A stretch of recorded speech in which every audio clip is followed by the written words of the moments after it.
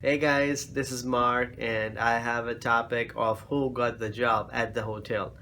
Why am I doing this topic? Because plenty of people have these questions why we don't get the job at the hotel or at any place. So, I, being a general manager at the Hotel Wyndham Garden and having almost 15 years of experience with recruitment as well, I would like to share a few things about how to get the job at any customer services industry. But since I am heading a hotel, I would share about the hotel.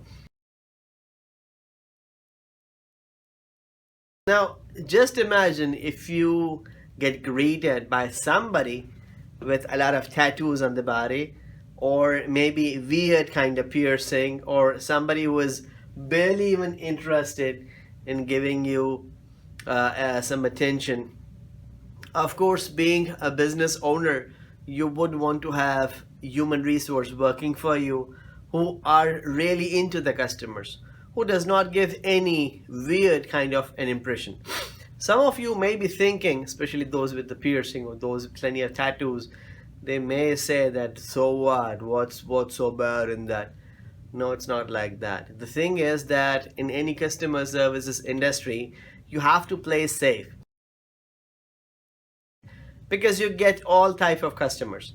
So it's always good to have a professional look, a look which does not leave a customer leading towards a particular thought. And people have their opinions, so it's always good to play safe and look professional. Now, second question that I want you all to think for a moment is why a company would give you a job. The answer is the company wants to give you a job because they need a resource, which is exactly as per their requirement. A company would want to give a job to somebody who is suitable and will bring them results and solutions.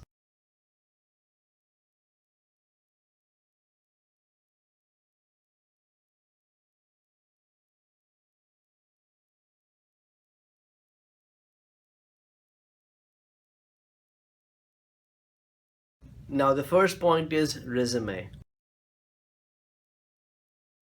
Why resume? It is your marketing tool. It is the first thing that goes to a recruiter or any company before you, and that is your ticket to get an interview call.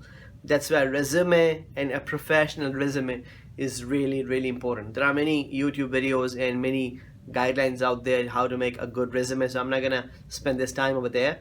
But do include your academic information, your experience, and do good achievements to show how good achiever you are, to practically prove it. Now the interview. The interview starts with the introduction. Of course, that's an ice-breaking session. Many of the times the recruiter may say, okay, tell me anything about yourself.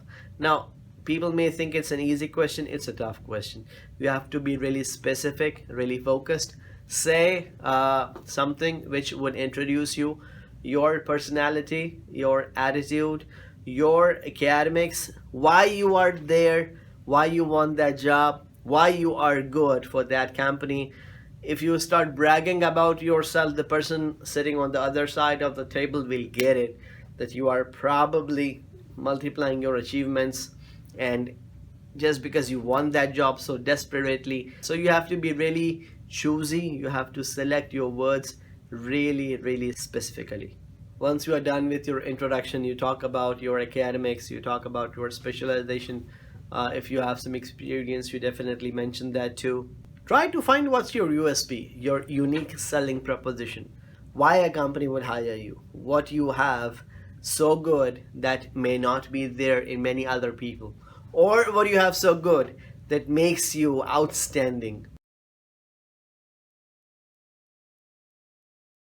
Before I come to don'ts, I would say the companies look for professionals. The company looks for those who are not troublemakers.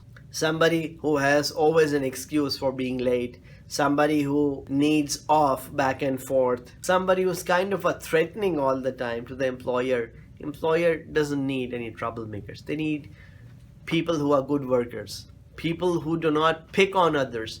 People who get the job done instead of whining or complaining about everything. No, employers do not need people like that. What I'm saying is focus on what you can deliver for the organization. Once you are important for the organization definitely values you and takes you to the career ladder, takes you to the next level. When you go for the job, don't stink, look professional, don't be chewing anything, don't be sitting in a lousy posture, don't talk too soft or too tough, don't be that challenging or arguing. Some people really make so strict faces. Some people really start cursing about a few things, maybe their past jobs, maybe past things that has happened in life, to gain sympathy or whatsoever. Don't do that. Do not do that. Don't use slang. Do not exaggerate your performance. You can say what you can do better, but don't try to show yourself as a Marvel hero. Don't give impression that you are only interested in salary, or you are selecting this company because of geographical location, that this company is near to my home, or this hotel is near to my house, that's why I want to come and work for you. No, don't do that. Stay away from your cell phone, Bluetooth when you go for an interview. Rehearse or practice your interview quite a few times, please.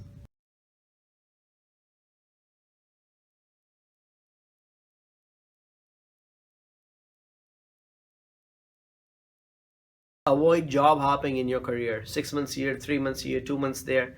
Don't do that in your career.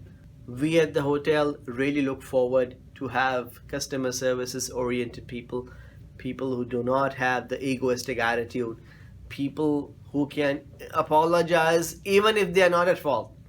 Sometimes you have to do that to calm down the customer. This is one of the negative point of this industry. You have to calm the customer down. You have to make them relaxed, fine, happy, and then they give you the review. I'm not saying that all the reviews, negative reviews, are correct. 98% of the times they may be alive and they exaggerate too much negativity. Many people think that by exaggerating the negativity they would get a free room, or they may get something for free in return. Unfortunately, there is a problem. This is a problem of the society. We still need people who feel the pain of the customer, who can feel that what type of quality service we are required to produce, who can be humble enough, who can be mingled up enough. A smiling face, a mingling nature, that is definitely needed at the hotel. With the other colleagues, no cursing or no blaming attitude. When people work together, they also have collusions. But we need team players. We need people who can really dedicate their efforts, their time, their focused energy. They are ready to learn. And software and having a good computer skills is also one of the key. Having maths, like calculations, having a good nature, these are all combinedly the requirements. What we do not need is ego, blaming behavior, cursing behavior, rude people, somebody who thinks only he or she is important and not the other person, somebody who cannot respect the line managers. We don't need that. And most of all, somebody who really wants to make a career in the hotel industry. That's kind of a people we are looking for.